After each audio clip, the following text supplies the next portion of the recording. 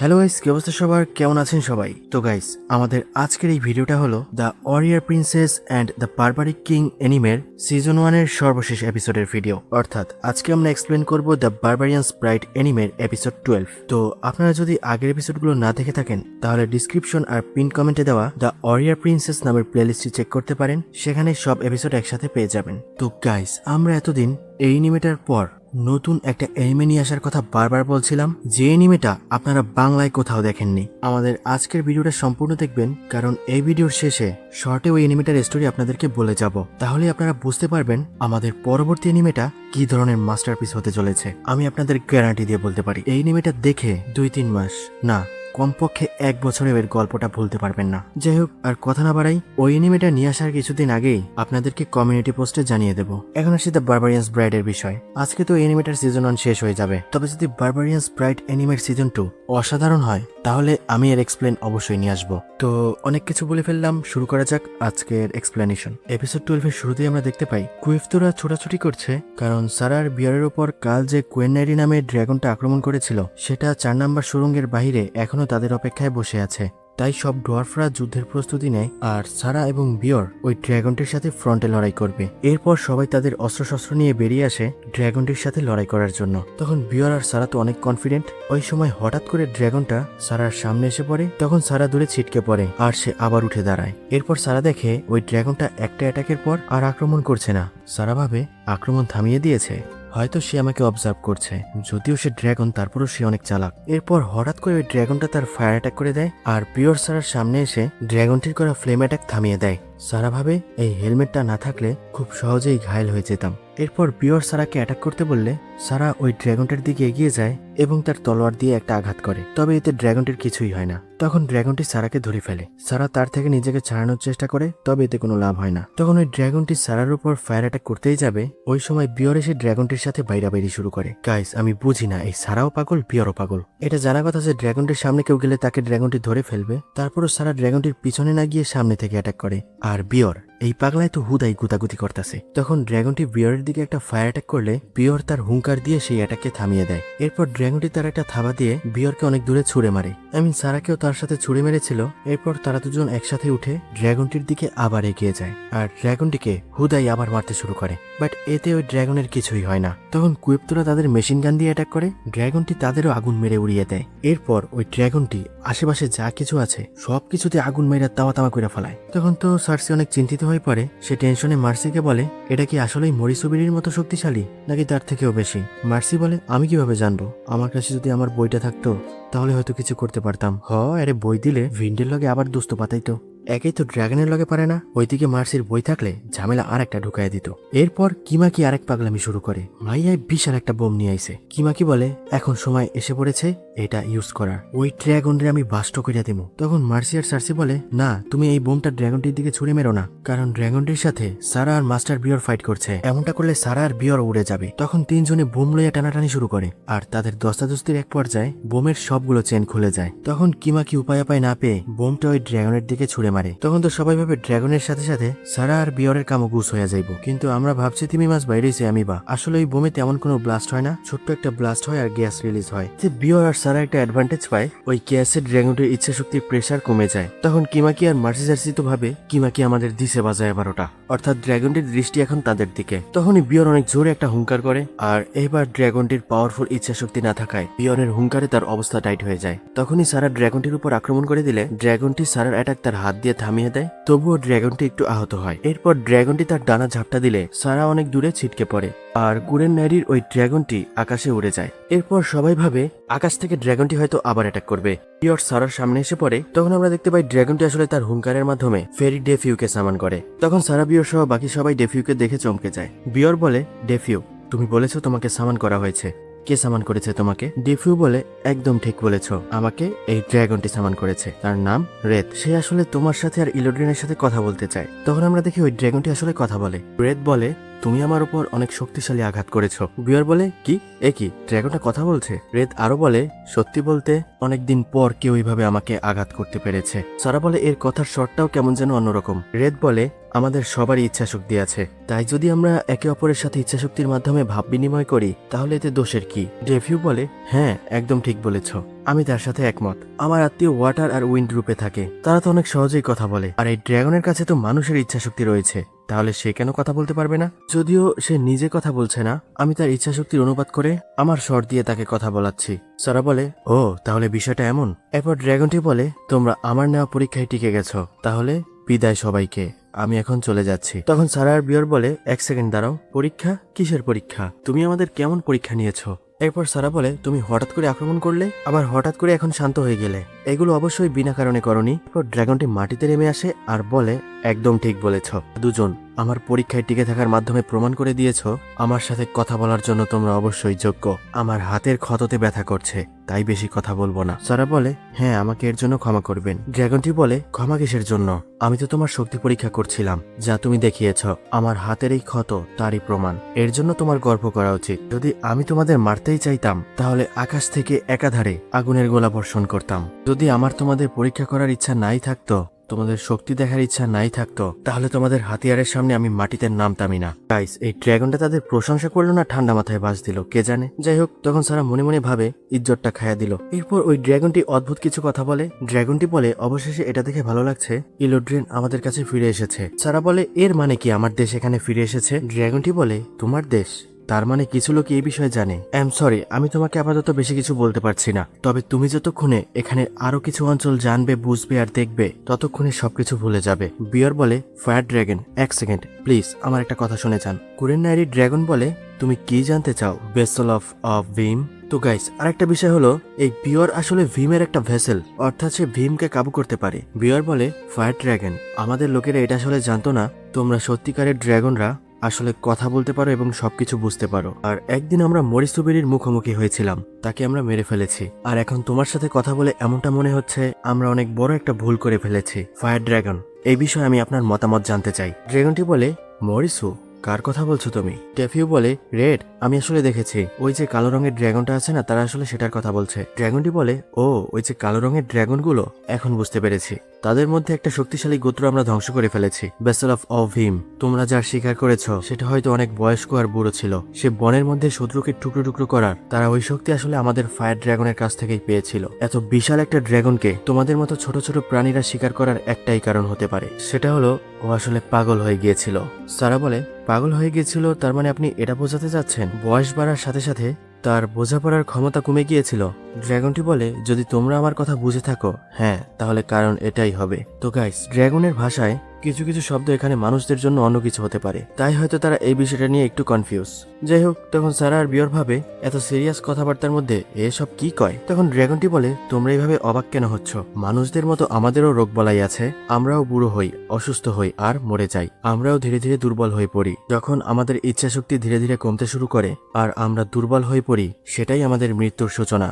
শুধু আমরা নয়, তুমি, আমি, সব ড্রাগন, বিস্ট, মনস্টার, গাছপালা সবকিছুই প্রকৃতির সামনে সমান। আমি হয়তো একজন ড্রাগন হিসেবে কথা বলতে পারছি, তাই হয়তো তুমি আমাকে সবার থেকে একটু আলাদা ভাবছো, তবে বিষয়টা মোটেও এরকম নয়। প্রকৃতির চোখে আমরা সবাই সমান। যতদিন প্রকৃতি বিশুদ্ধ থাকবে ততদিন আমরা সঠিকভাবে জীবনযাপন করতে পারবো। এছাড়া তোমরা যদি আমার নেওয়া পরীক্ষায় টিকে না থাকতে পারতে, তাহলে তোমাদের সহ তোমাদের সব ছোট ছোট সঙ্গী সাথীদের আমি খেয়ে ফেলতাম। আর তাই আমাদের সাথে, ওই কালো ড্রাগনের সাথে, আমার সাথে লড়াই করা থেকে নিজেকে কখনোই বিরত রাখবে না। তখন সারা ভাবে সে কথাগুলো ভুল বলছে না, যদিও সে একটা মনস্টার। আশা করি আমি তোমাদের সব প্রশ্নের উত্তর দিয়ে দিয়েছি। এখন আমার জন্য এটাই ভালো হবে, আমি বাড়ি ফিরে যাব। আমার হাতে অনেক ব্যথা করছে, বাড়ি গিয়ে আমি একটু আরাম করব আর ঘুমাবো। এরপর যাওয়ার সময় ড্রাগনটা বলে, আমার মন চাইলে তোমাদের সাথে আবার দেখা করব। বিয়র আর সারা বলে, কি? ড্রাগনটি বলে, না, মজা করছিলাম। এরপর ড্রাগনটা উড়ে যাওয়ার সময় আরো বলে, ব্যথায় এখন চিৎকার করতে ইচ্ছা করছে। এরপর ড্রাগনটি চলে যায় আর ডেভিউ চলে যায়। এরপর সারা বিয়রকে বলে, আমি এটা জানতাম না যে ড্রাগন এত গভীর কথাবার্তা বলে। বিয়র বলে, আমিও এটা ভাবিনি কুরেন নাইরি এভাবে কথা বলতে জানে। তবে গাইস, একটা ভাবার বিষয় কি জানেন? ড্রাগনটি সারাকে প্রথমে যে কথাগুলো বলল, ইলুড্রেন এখানে এসে পড়েছে, এই কথাগুলো দ্বারা সে আসলে কি বোঝাতে চেয়েছে? এটা বারবারিয়ান স্প্রাইট অ্যানিমের এই সিজনে পরিষ্কার করে বলা হয়নি, হয়তো সিজন 2 এ বুঝতে পারবো। এছাড়া আরো একটা বিষয় আমরা এখনো পরিষ্কারভাবে বুঝতে পারিনি। এর আগের একটা এপিসোডে সারা স্বপ্নে দেখেছিল একটি বিশাল ড্রাগন সারাকে বলছে এই কাজের জন্য আমি তোমাকে বেছে নিয়েছি। আমার মনে হয় সেই ড্রাগনটা এই কুরেননাইরির ড্রাগনই ছিল। তবে সে আসলে তাকে কোন কাজের জন্য বেছে নিয়েছে আর ইলোড্রেন এখানে এসে পড়েছে, সারা যেটাকে ভাবছে আমার দেশ এখানে এসে পড়েছে, এই পুরো বিষয়টা মিলেই একটা পেস লেগে গেছে। আমি ভেবেছি এপিসোড 12তে হয়তো সবকিছু পরিষ্কার করে বোঝানো হবে, বাট এখানেও আমরা কিছু পেলাম না। যাই হোক, এই এনিমের সিজন 1টা হয়তো ধোঁয়াশার মধ্য দিয়েই শেষ হবে। আশা করি সিজন 2 এ সবকিছু বুঝতে পারবো। যাই হোক, সারা তখন বলে ওই ড্রাগনটা যে অফস্প্রিং এর কথা বলেছিল এর মানে কি। বিয়র বলে এর মানে হলো সবকিছু প্রকৃতির নিয়মেই চলে, আর প্রকৃতির সব জীবনই নিয়মের বাইরে যেতে পারবে না। আরো পরিষ্কারভাবে বললে আমাদের একটা সন্তান থাকলে ভালো হতো। তখন সারা শরমে আবার লাল হয়ে যায়। সারা তো বলে বিয়েই করিনি, এর মধ্যে আবার সন্তান, তুমি এসব কি বলছো পিওর? এরপর তাদের এসব প্রেম আলাপের মধ্য দিয়েই বাকিরা এসে হাজির হয়। মার্সি বলে, লেডি সারাফিনা, আপনি কি ঠিক আছেন? আমি তো আপনার জন্য ভয়ই পেয়ে গিয়েছিলাম। আর এবার আমরা দেখি সার্সিও কান্না করে দেয়। সার্সি বলে, আমি তোমাদের জন্য এতটা চিন্তায় পড়ে গিয়েছিলাম যে আর কি বলবো। তখন বিয়র সার্সির মাথায় হাত বুলিয়ে দেয়। তখন লুকিয়ে থাকা সব ডোয়ার্ফরাও কুইফতোরাও ছুটে আসে। তারা তো সারা আর বিয়রের অনেক প্রশংসা করতে থাকে। তারা বলে কর্ণমের যোদ্ধারা ড্রাগনের সাথেও কথা বলতে পারে, তাদের ইচ্ছাশক্তি কতটা শক্তিশালী। এক কথায় বললে বিয়র আর সারা কুইফতোদের প্রশংসায় পঞ্চমুখ। এরপর সিন চেঞ্জ হয়। ওই দিন এসে পড়েছে যেদিন তারা সবাই চলে যাবে। কিমাকিও যেহেতু তাদের সাথে যাবে, তাই তার গ্র্যান্ডপা তাকে সবকিছু গুছিয়ে দেয়।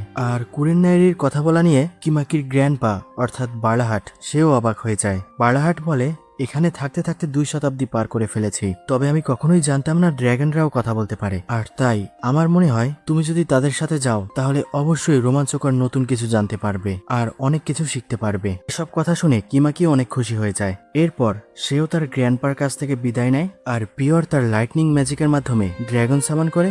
তখনই সবাই উড়ে যায়। এরপর ড্রাগনের উপর যাওয়ার পথে কিমাকি অবাক হয়ে যায়। সে বলে, বাহ, আমি আকাশে উড়ছি।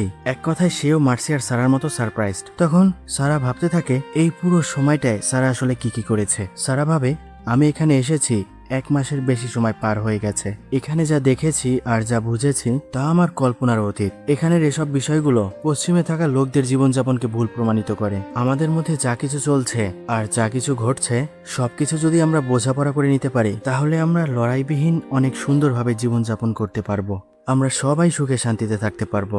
আর আমি আমার চিন্তা ভাবনাকে আরো বড় করেছি, কারণ আমি এখন একটা নতুন লক্ষ্য পেয়েছি। তাই আমি আজ, এখন আর এই মুহূর্ত থেকে আমাদের পূর্ব অভিযানকে এখানেই সমাপ্তি ঘোষণা করছি। সে কি কয়? তার মানে সারা এতদিন পূর্ব অভিযান করছে? সারা ছেলে হলে তো এতদিনে ময়রা ভূত হয়ে যেত, কারণ বারবেরিয়ানরা শুধু পোলাডিরে মারে আর মেয়েদেরকে ধরে নিয়ে যায়। যাই হোক, বাদ দিয়ে এসব পেঁচাল। সোজা কথা বললে সারা তার ভুল বুঝতে পারে। সে এতদিন 7টা বছর যে অভিযানে ছিল সেটা একটা ভুল সিদ্ধান্তের ফলাফল ছাড়া আর কিছুই নয়। তখন বিয়র বলে, হ্যাঁ তুমি একদম ঠিক বলেছ। সারা আরো বলে, আমি আমার নাইটের পজিশন অফিসিয়ালি ছেড়ে দেব, এরপর তোমাকে বিয়ে করব। এসব কথা শুনে বিয়র খুশিতে মনে মনে লাফালাফি করে। বিয়র বলে, তাই? আমার তো বিশ্বাসই হচ্ছে না।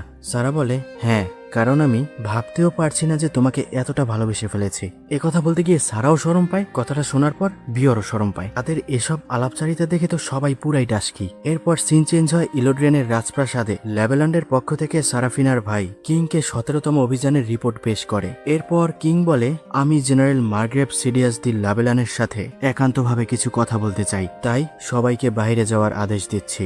সবাই চলে যাওয়ার পর কিং বলে, আচ্ছা আমাকে এটা বলো, এত সৈনিক বেঁচে থাকার পরও অভিযান থেকে তাদেরকে ফিরিয়ে আনা কেন হয়েছে? সিরিয়াস বলে, ক্ষমা করবেন সম্রাট, 16তম অভিযানের মাত্র 13 বছর পর 17তম অভিযান শুরু করায় অনেক সৈনিক ঘায়েল হওয়ায় তারা অনেকটা দুর্বল হয়ে পড়েছে। কিং বলে, তাতে কি আসে যায়? এ কথা শুনে সিরিয়াস চমকে যায়। তোমার সব সময় একটা কথা মনে রাখা উচিত লাবেল্যান্ড, আমরা আমাদের এই অভিযান জনগণের ভালোর জন্যই করছি।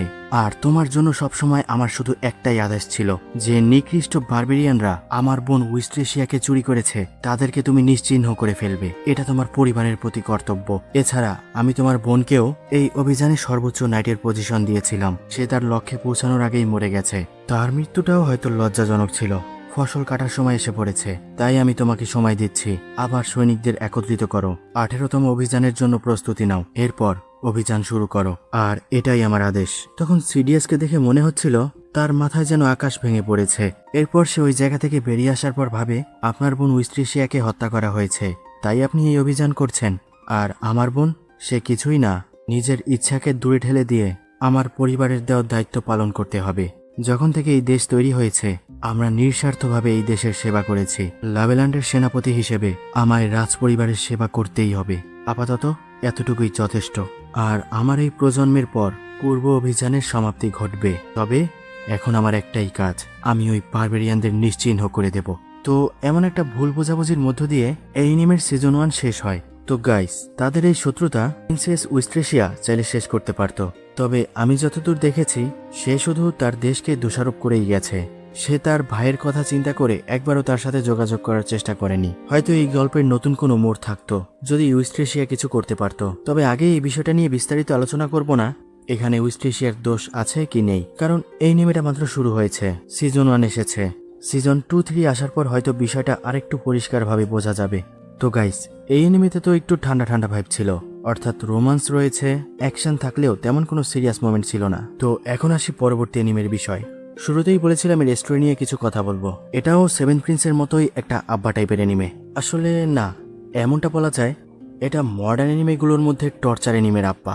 তো এই গল্পের মধ্যে এমন একটি মেয়ে রয়েছে যাকে দেখে মনে হবে একদম ইনোসেন্ট, যে আমাদের মেন প্রোটাগনিস্টকে ছাড়া কিছুই বোঝে না, অর্থাৎ সে শুধু তাকেই ভালোবাসে। তবে বিষয়টা মজার হয় তখন যখন আমরা জানতে পারি তার ভালোবাসাটা আসলে অভিশাপ।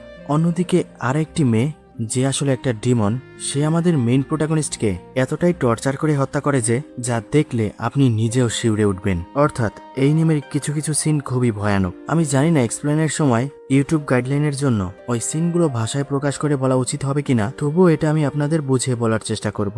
যাই হোক, যেই মেয়েটা এত টর্চার করে একজনকে মারতে পারে, আপনি কি শুনলে এটা বিশ্বাস করবেন ওই মেয়েটি আসলে তাকে সবচেয়ে বেশি ভালোবাসে? হ্যাঁ, আপনি ঠিকই শুনেছেন, ওই টিমন মেয়েটি আর আমাদের মেইন প্রোটাগনিস্টের কিছু কথা এতটাই রোমান্টিক আর পিসফুল ছিল যে কেউ দেখে বিশ্বাসই করবে না একজন অফেন্ডার আর ভিকটিম একে অপরকে এভাবে ভালোবাসতে পারে। একটা সময় তাদের কিছু রোমান্টিক কথাবার্তা আর peaceful moment TikTok, Facebook, Instagram রিলে অনেক ভাইরাল হয়েছিল। আর এর থেকেও বড় সারপ্রাইজ হলো এই নিমেতে 7 উইচেস, 7টা ডাইনি রয়েছে। কেউ ক্রোধের ডাইনি, আবার কেউ হিংসার ডাইনি, কেউ অহংকারের ডাইনি, ইত্যাদি ইত্যাদি। তো এই 7 জন যখন আমাদের মেইন প্রোটাগনিস্টের পেছনে উঠে পড়ে লাগবে, তখন বিষয়টা কেমন হবে? এক কথায় এই নিমেতে এমন এমন কিছু বিষয়বস্তু আছে যা দেখে আপনারা বুঝতেই পারবেন না আপনাদের কেমন রিয়্যাক্ট করা উচিত। তো আজকে আর বেশি কথা না বলি, যদি ভিডিওটা ভালো লাগে অবশ্যই ভিডিওতে একটি লাইক দিবেন। আর হ্যাঁ, পরবর্তী এনিমেটার জন্য হলেও আমাদের চ্যানেলটিকে সাবস্ক্রাইব করে রাখুন যদি সাবস্ক্রাইব না করে থাকেন। আর কমেন্টে আপনার মতামত অবশ্যই শেয়ার করবেন। আজ এ পর্যন্তই। ভালো থাকবেন, সুস্থ থাকবেন, দেখা হবে পরবর্তী ভিডিওতে।